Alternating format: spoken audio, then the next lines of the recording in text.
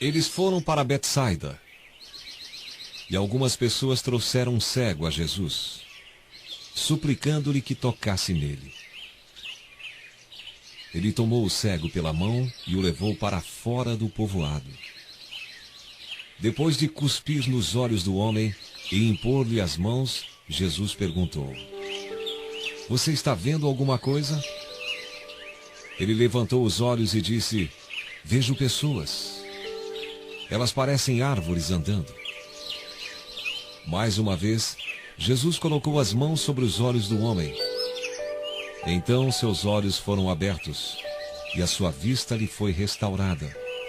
E ele via tudo claramente. Jesus mandou-o para casa dizendo: Não entre no povoado.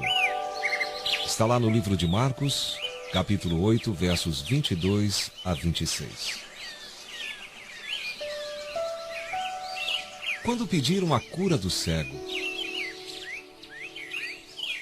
Jesus percebe imediatamente que o problema da cegueira daquele homem era justamente por frequentar aquela aldeia.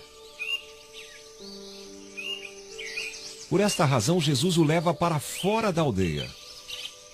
Lá fora ocorre o milagre. Porém, num primeiro instante, de forma parcial. Por que será que Jesus não o curou de uma só vez? Porque ele, o cego, precisava entender que era por influência do meio onde convivia que ele estava cego. Era um homem totalmente dependente de favores para viver. Ele era conduzido por vontade alheia em corpo, pensamento e espírito. Tinha autoestima muito baixa e estagnação de situação. Sabe, árvores dão frutos e sombra, e o cego dependia desses elementos para sobreviver.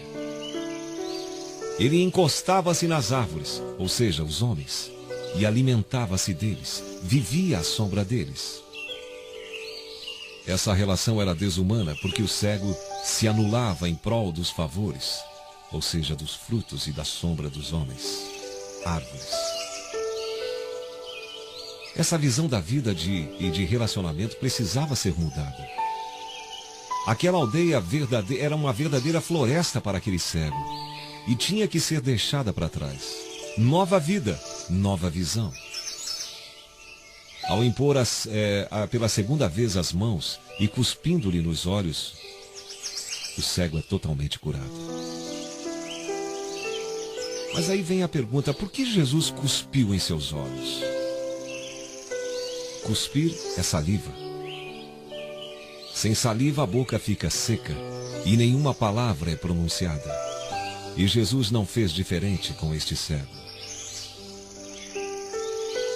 Pôs-lhe a saliva nos olhos para lhe fazer entender a necessidade da fluência da palavra e de Deus em nossa vida. Quando olhou para cima, o cego foi totalmente restaurado. Ele precisava entender que havia um Deus que o amava e que era poderoso para fazer muito mais por ele.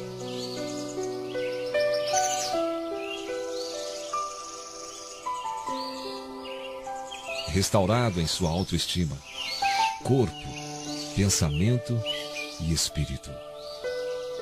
Do alto viria a direção para a vida, o socorro e toda a provisão. A partir de então, os homens já não seriam mais árvores. Ele não dependeria mais deles para sobreviver. Homens seriam homens, iguais a ele, nem melhores nem piores. O ex-cego ganhara uma nova visão do mundo.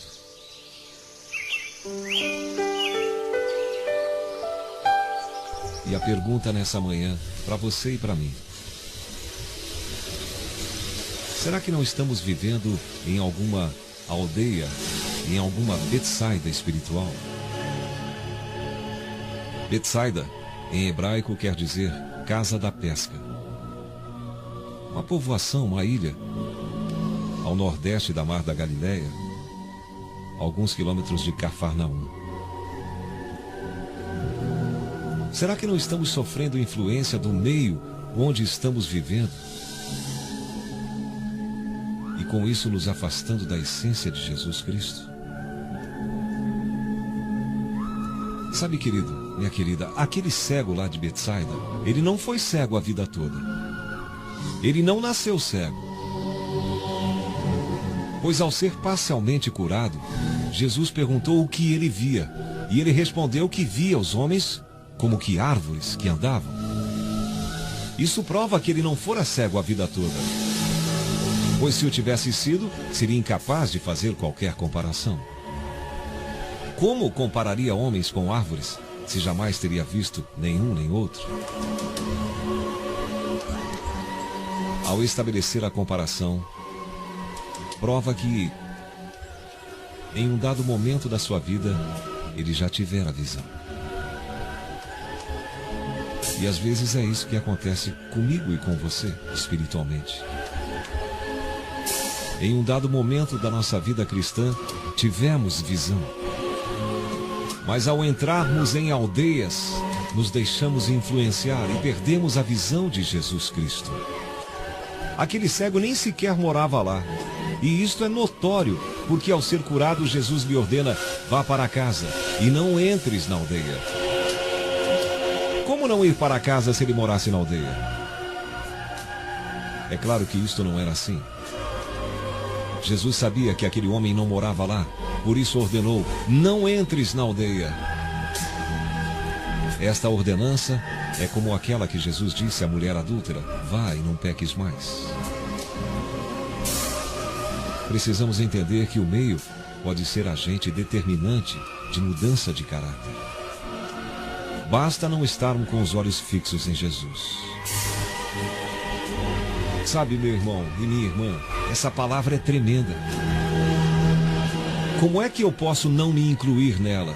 E você, como não se incluir nessa palavra também? Temos que vigiar muito para não deixarmos o meio onde vivemos influenciar nossa visão espiritual. Essas aldeias, essas Betsaidas, estão em todo lugar. Pode ser na escola, pode ser o trabalho, pode ser os amigos, às vezes até os próprios parentes.